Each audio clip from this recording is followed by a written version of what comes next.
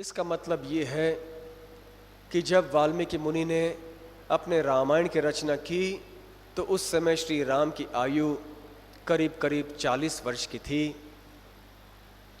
लेकिन वाल्मीकि मुनि ने ब्रह्मा जी की कृपा से ने न केवल उन बातों को जान लिया जो कि हो चुकी थीं, परंतु आने वाले 11,000 वर्षों में भी जो होने वाला है वो भी वो जान पाए। ब्रह्मा जी की कृपा से राम राज्य के भीतर कैसे जीवन हुआ, लोग कैसे थे, कैसे रहते थे, कैसे सोचते थे, वो सब कुछ जान पाए। राम राज्य में संक्षिप्त रूप में वर्णन तो हम सुन ही चुके हैं। आजकल भी हम देखते हैं कि लोग ऐसे ही राम राज्य की अवस्था को चाहते हैं समाज में लाने के लिए, परंतु दुर्भाग्य तो ये है कि लोग राम राज्य की अवस्था को चाहते हैं परंतु बिना श्री राम की भक्ति किए हुए जीवन की सुविधाओं को चाहते हैं, जीवन में सुख और समाज में शांति चाहते हैं। ये संभव नहीं है। अयोध्या में राम राज्य के समय ऐसे अनुकूल और बहुत सुखमय व्यवस्था इसलिए थी कि श्री राम वहाँ पर उपस्थित थे और उनके राज्य के हर एक व्यक्ति उनसे बहुत प्रेम करते थे, उनका मान करते थे और राम चेतना, भगवत चेतना हर एक हृदय में थी। इसलिए ऐसे भक्ति भावना के कारण राम राज्य संभव हुआ। तो यदि हमारे समाज में भी इस आधुनिक काल में यदि हम ऐसे आदर्श समाज का निर्माण करना चाहते हैं तो हमें भी भगवान श्री राम, श्री कृष्ण को केंद्र बिंदु बनाना चाहिए हमारे जीवन का। जितना हम भगवान को हमारे जीवन से दूर हटाते जाएंगे, जितना भौतिकतावाद का आश्रय लेंगे, जितना भोगवाद का आश्रय लेंगे और प्रगति और उन्नति के नाम पे हम हमारे आध्यात्मिक संस्कृति को त्यागते जाएंगे, उस हद तक हमारे जीवन और भी कठिन होता जाएगा, हमारे समाज का पतन होता जाएगा। कोई अच्छी चीज़ें नहीं होने वाली हैं भविष्य में यदि हमने भगवान का आश्रय स्वीकार नहीं किया। तो भगवान श्री राम की लीलाओं से, वाल्मीकि रामायण से हमें सीख लेना चाहिए कि आदर्श समाज का निर्माण कैसे किया जाना चाहिए। जो हमारे समाज के नेता हैं उनको बड़े ध्यान से वाल्मीकि रामायण, श्रीमद् भागवत आदि को पढ़ना चाहिए और सुनना चाहिए और इन सिद्धांतों के अनुसार समाज का व्यवस्थापन होना चाहिए। तो ये एक झलक मात्र है राम राज्य की। तो यदि हमारे जीवन में हमने श्री राम और श्री कृष्ण को केंद्र बिंदु बनाया तो भले हम सारे समाज को बदल ना पाएं, कम से कम अपने जीवन को तो हम बदल पाएंगे, हमारे जीवन को तो हम सुखी कर पाएंगे, कम से कम हमारे पारिवारिक अवस्था में तो हम सुख को हम निमंत्रण दे पाएंगे। तो इस प्रकार से नारद मुनि जब चले गए, उधर वाल्मीकि मुनि सोच में पड़ गए और आगे चलते चलते वो सोच रहे थे श्री राम के बारे में कि अच्छा, ऐसे एक व्यक्ति हैं जिनके अंदर ये सारे सद्गुण संपन्न हैं। तो श्री राम का चिंतन मनन करते करते वो अपने शिष्यों के साथ में बैठे थे। फिर एक बार वाल्मीकि मुनि ने सोचा कि चलो अब तमसा नदी में स्नान करने का समय आ गया है, तो अपने शिष्य भरद्वाज को साथ में लेकर वो तमसा नदी के तट पे गए। एक उपयुक्त स्थान ढूंढ निकाला जहाँ कीचड़ नहीं था, जहाँ नदी में नीचे उतरने के लिए सुविधाजनक स्थान था, और फिर तमसा नदी के पवित्र शीतल जल को देखकर भरद्वाज से कहने लगे कि देखो भरद्वाज, ये नदी का जल कितना शीतल है, कितना शांत है, जैसे कि एक सत्पुरुष का मन, जिस व्यक्ति ने अपने मन और इंद्रियों को वश में कर लिया होता है, उसका मन सदैव शांत रहता है, वो ठंडे दिमाग का रहता है आदमी। परंतु जब हम भौतिकतावाद का आश्रय लेते हैं, भगवान को त्यागते हैं, तो सदैव हमारा मन बहुत विचलित रहता है। जैसे कि प्रहलाद महाराज भागवत में कहते हैं, सदा समुद्विग्न धियात असत ग्रहात, कि जब हम सत जो कि भगवान हैं उनको त्याग कर असत को ग्रहण करते हैं, तो हमारा मन सदा उद्विग्न रहता है, सदा विचलित रहता है, हम कभी भी शांत नहीं रह सकते हैं। तो जो व्यक्ति मन की शांति चाहता है, उसे भगवान के शरण ग्रहण करके अपने इंद्रियों को और मन को और बुद्धि को भगवान में केंद्रित करना चाहिए। तो वाल्मीकि मुनि अपने शिष्य से कहने लगे कि आओ हम यहाँ स्नान कर लेते हैं। और स्नान करने के पश्चात वाल्मीकि मुनि बाहर निकल आए, बड़े प्रसन्न चित्त से। जो वातावरण था, जो इतना रमणीय था, प्रकृति का सौंदर्य अपार था, ऐसे सुंदर दृश्य को देखकर वाल्मीकि मुनि का मन और भी प्रसन्न होते जा रहा था। उस समय उनकी दृष्टि दो ऐसे पक्षियों के ऊपर गई जो कि एक सामने के वृक्ष के ऊपर एक शाखा पर बैठे हुए थे। ये क्रौंच पक्षी थे और ये दोनों पक्षी साथ में थे, पुरुष और स्त्री दोनों, और कूंज रहे थे बड़े मधुर ढंग से, एक दूसरे का संग कर रहे थे। और उस समय देखते देखते वाल्मीकि मुनि हैरान हो गए कि अचानक पास में एक शिकारी आया जिसका स्वरूप बड़ा क्रूर था, और उसने तीर चलाई और उन दो क्रौंच पक्षियों में से जो पुरुष था उसकी हत्या कर दी। और जैसे ही उस पुरुष क्रौंच पक्षी को तीर लगी, वो गिर पड़ा नीचे, खून से घिर गया, खून गिर पड़ा वहाँ पर। और ये देखकर जो महिला पक्षी थी, क्रौंच पक्षी, वो रोने लग गई। उधर वाल्मीकि मुनि का हृदय टूट गया। अचानक उनके हृदय पे इतना धक्का पड़ गया, इतना शोक उनको लगा कि स्वाभाविक रूप से न चाहते हुए, न सोचते हुए, न रचना करते हुए एक श्लोक उनके मुख से निकल आया। ये श्लोक सारे रामायण का मूल है, बीज है, और उन्हें भी पता नहीं चला कि किस प्रकार से ये श्लोक मेरे मुख से निकला। वाल्मीकि मुनि कहने लगे, मानिषात् प्रतिष्ठां त्वम् अगम शाश्वती समाह यत् क्रौंच मिथुनादेकम् अवधि काम मोहितम। उन्होंने एक प्रकार का शाप दिया उस शिकारी को कि हे निषाद, मैं तुम्हें ये शाप देता हूं कि लंबे समय तक तुम मन की शांति का अनुभव नहीं करोगे। मैं तुम्हें ये शाप देता हूं कि तुम्हारी जीवन की अवधि ज़्यादा लंबी नहीं होगी, क्योंकि तुमने इन दो पंछियों को जो कि आपस में अपने प्रेम का खेल खेल रहे थे, उनके खेल को रोककर एक पंछी को इतनी क्रूरता से मार डाला।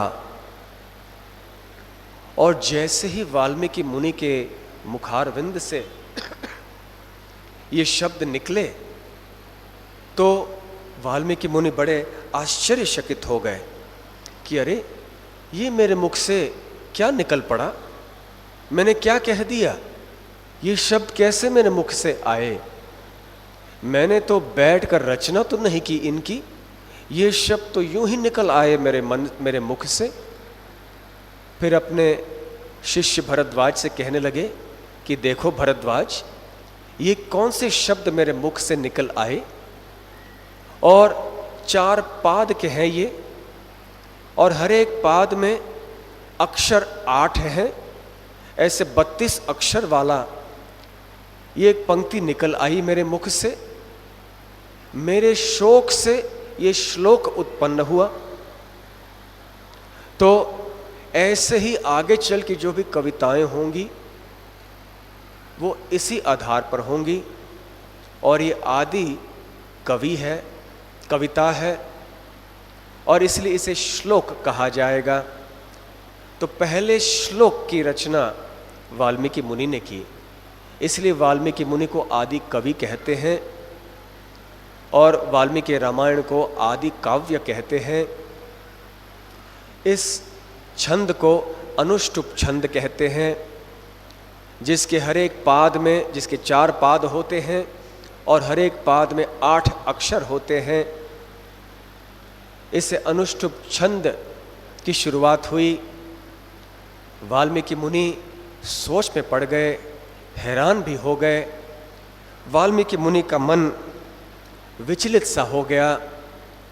और उधर भरद्वाज, जो कि वाल्मीकि मुनि जी के शिष्य थे, उन्होंने तुरंत इस श्लोक को कंठस्थ कर दिया। ये जो कि शोक से श्लोक उत्पन्न हुआ। जब वाल्मीकि मुनि ने देखा कि भरद्वाज ने कंठस्थ कर लिया है इस श्लोक को, तो वो बड़े प्रसन्न हो गए और सोचने लगे कि मैं कैसे विचलित हो गया। महर्षि वाल्मीकि मुनि के विचलित होने के अनेक कारण थे। एक कारण ये था कि उनका हृदय दुखी हो चुका था कि इस शिकारी ने कितना क्रूर कार्य किया है, इस बेचारे पक्षी की हत्या कर ली। अब ये पक्षी एक है जो अकेली पड़ गई है, और ये शिकारी ने ऐसे क्यों किया। जो संत होते हैं उनके हृदय में करुणा की भावना होती है, वो अन्यों के दुख को सहन नहीं कर पाते हैं, भले वो पशु क्यों न हो, पक्षी क्यों न हो, कीड़े क्यों न हो, मनुष्य क्यों न हो। इसलिए ऐसे महान संतों को पर दुख दुखी कहते हैं, जो अन्यों के दुख से बहुत दुखी हो जाते हैं। ये एक सच्चे संत के लक्षण है। जो व्यक्ति अन्यों के दुख में सुख लेता है, जो अन्यों के सुख में दुखी होता है, वो संत नहीं कहला सकता। सच्चे संत तो वो होते हैं जो दुनिया के दुख को सहन नहीं कर पाते हैं। सच्चे संतों के लिए अपने कोई दुख का विचार नहीं होता है। वो अपने लिए तरह तरह के दुख और कष्ट सहन करने के लिए तैयार होते हैं।